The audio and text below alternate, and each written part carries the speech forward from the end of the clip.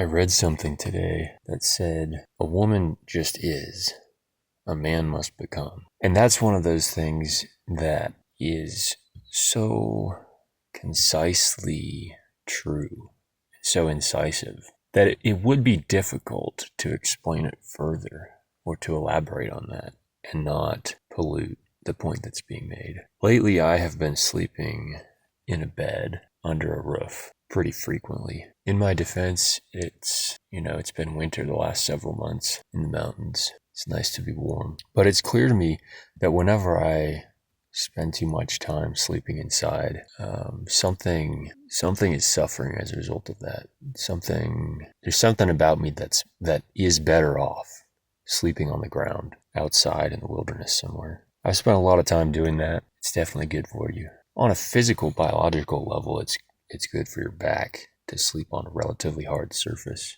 Mattresses are not good for you. But I think there's probably a psychological or spiritual component to this, as always. There's a spiritual component probably to everything for those with the eyes to see it. And if you're like me, you just see it there by default, whether it's there or not. You really have to be careful about too much comfort as a man. And young men now, the way the modern world is set up, young men are starved for adventure, even the ones that don't know it, even the ones who don't really seek it out. You need to walk out your front door with nothing but what you can fit on your back and not come back for days. And you need to do so without a plan. For people who do a lot of outdoor recreation type stuff, wilderness excursions, there is a culture now of preparedness. And it's gone way too far. And the culture now is such that you're expected to carry a GPS, that you can send out an SOS signal if you need. You're expected to have a plan, to research the place in the wilderness that you're going to know where you're going to sleep each night, to tell someone where you're going so that they can be concerned if you don't come back when you say you're coming back. All of that is completely suffocating to the kind of spirit that I am primarily interested in fostering. You need to go somewhere and not have a plan. But it's cold out. Where am I going to sleep tonight? That's your problem. That's a future you problem. The thing is that we are so there are times in life to apply this planner mindset where every detail is accounted for. Every contingency, every possibility, every second, there's a backup plan for everything. There are times in which that is useful, but men have allowed that mindset to suffocate and cripple the spirit that we need. And the spirit that we need is, I'll just figure it out. There's so much learned helplessness too.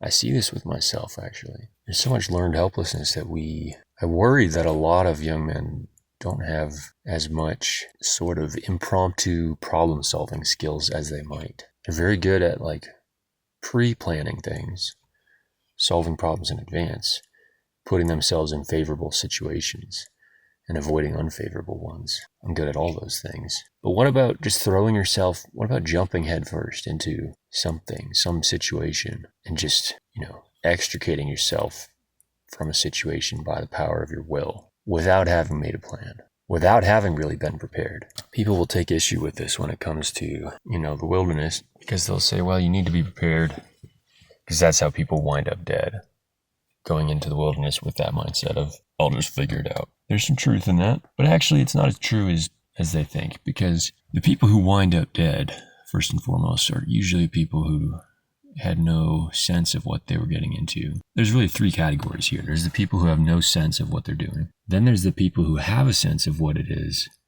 and they therefore try to plan every detail and be prepared for every contingency. And then there's the people who have a sense of what is necessary or of the gravity, but still choose not to go to those lengths of preparedness and still choose to wing it. And that's a different category entirely from the first one. But even if it were not, even if it were true, as it may be to some extent, that is how you get yourself killed, that is also a part of it. Risking one's life is also a part of it. And I worry that we don't risk our lives enough.